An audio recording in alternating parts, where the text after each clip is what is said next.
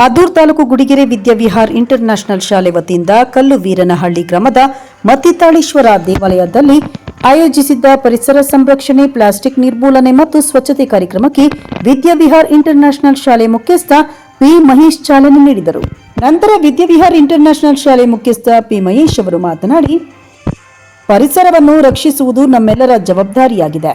ಹಾಗಾಗಿ ಪ್ರತಿ ಮಕ್ಕಳು ಗಿಡ ಮರಗಳನ್ನು ಬೆಳೆಸುವ ಮೂಲಕ ಪರಿಸರವನ್ನು ಉಳಿಸಿ ಬಾಲ್ಯದಿಂದಲೇ ಮಕ್ಕಳಲ್ಲಿ ಸ್ವಚ್ಛತೆಯ ಬಗ್ಗೆ ಅರಿವು ಮೂಡಿಸಿದರೆ ಮಕ್ಕಳು ಸುತ್ತಮುತ್ತಲ ವಾತಾವರಣವನ್ನು ಶುಚಿಯಾಗಿಟ್ಟುಕೊಳ್ಳುತ್ತಾರೆ ಎಂದು ತಿಳಿಸಿದರು. ಇನ್ನು ಮುಖ್ಯ ಶಿಕ್ಷಕಿ ಎಂಆರ್ ಪ್ರತಿಭಾ ಅವರು ಮಾತನಾಡಿ, ಪ್ರಕೃತಿಯನ್ನು ನಾವು ಎಷ್ಟು ಚೆನ್ನಾಗಿ ನೋಡಿಕೊಳ್ಳುತ್ತೇವೋ ಅಷ್ಟೇ ಚೆನ್ನಾಗಿ ಪ್ರಕೃತಿಯು ನಮ್ಮನ್ನು ಕಾಪಾಡುತ್ತದೆ. ಹಾಗಾಗಿ ಮಕ್ಕಳಲ್ಲಿ ಪರಿಸರ ಪ್ರಜ್ಞೆ ಮೂಡಿಸುವ ಸಲುವಾಗಿ ಇಂತಹ ಕಾರ್ಯಕ್ರಮವನ್ನು ಆಯೋಜಿಸಲಾಗಿದೆ.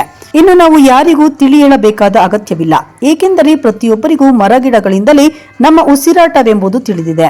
ಆದರೂ ತಮ್ಮ ಮೇಲಿನ ಆಸೆಯನ್ನು ಬಿಟ್ಟು ಹಣದಾಸೆಗೆ ಸಾಕಷ್ಟು ಜನರು ಬಲಿಯಾಗಿ ಪರಿಸರದಲ್ಲಿನ ಉತ್ತಮ ಮರಗಳನ್ನು ಹನನ ಮಾಡಿ ಇಂದು ಹವಾಮಾನ ವೈಪರೀತ್ಯಕ್ಕೆ ಕಾರಣರಾಗಿದ್ದಾರೆ.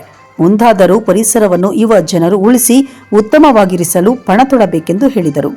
ಈ ವೇಳೆ ಮಕ್ಕಳಿಂದ ಪರಿಸರ ಸಂರಕ್ಷಣೆ ಕುರಿತು ನೃತ್ಯ ಪ್ರದರ್ಶನ ಜರುಗಿತು. ದೇವಾಲಯದ ಸುತ್ತ ಸ್ವಚ್ಛತಾ ಕಾರ್ಯಕ್ರಮ ಜರುಗಿತು.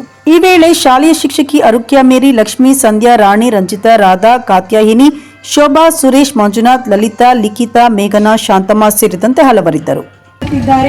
ಸಮಾಜದಲ್ಲಿ ಒಂದು ಅರಿವನ್ನು ಮೂಡಿಸುವುದಕ್ಕಾಗಿ ಎಲ್ಲರೂ ಕೂಡ ಇಂದು ಬಂದು ತಮ್ಮ ಮುಂದೆ ಒಂದು ಪ್ರದರ್ಶನವನ್ನು ನೀಡುತ್ತಿದ್ದಾರೆ. ಇದು ಕೇವಲ ನೃತ್ಯವಲ್ಲ, ತಮ್ಮಲ್ಲಿ ಒಂದು ಜಾಗೃತಿಯನ್ನ ಮೂಡಿಸುವುದಕ್ಕಾಗಿ. ಅಂದರೆ ಇಂದು ನಾವು ಪ್ರತಿಯೊಂದಕ್ಕೂ ಕೂಡ ಕಾಡನ್ನೇ ಅವಲಂಬಿಸಿದ್ದೇವೆ. ಹಾಗಾಗಿ ನಾವೆಲ್ಲರೂ ಕೂಡ ಮನೆಗೊಂದು ಮರದಂತೆ ಕಡಿದರೂ ಕೂಡ ಕಾಡು ಸಂಪೂರ್ಣವಾಗಿ ನಾಶವಾಗುತ್ತದೆ. ಅದೇ ರೀತಿ ಮನೆಗೊಂದು ಸಸ್ಯವನ್ನು ನೆಟ್ಟು ನಾವು ಹೆಚ್ಚು ಕಾಡನ್ನು ಬೆಳೆಸೋಣ, ನಾಡನ್ನು ಉಳಿಸೋಣ ಎಂಬುದು ನಮ್ಮ ಮಕ್ಕಳ ಧ್ಯೇಯ ಉದ್ದೇಶ. ಇಂದಿನ ಸಸಿಗಳೇ ನಾಳೆಯ ಮರಗಳು, ಅಂದ್ರೆ ಇಂದಿನ ಮಕ್ಕಳೇ ಮುಂದಿನ ಪ್ರಜೆಗಳು. ಇಂದು ನಾವೆಲ್ಲರೂ ಮರಗಳಿಂದ ಎಷ್ಟೋ ಪ್ರಯೋಜನವನ್ನು ಪಡೆದುಕೊಳ್ಳುತ್ತಿದ್ದೇವೆ. ಒಳ್ಳೆಯ ಗಾಳಿ ಉಸಿರಾಡುತ್ತಿದ್ದೇವೆ.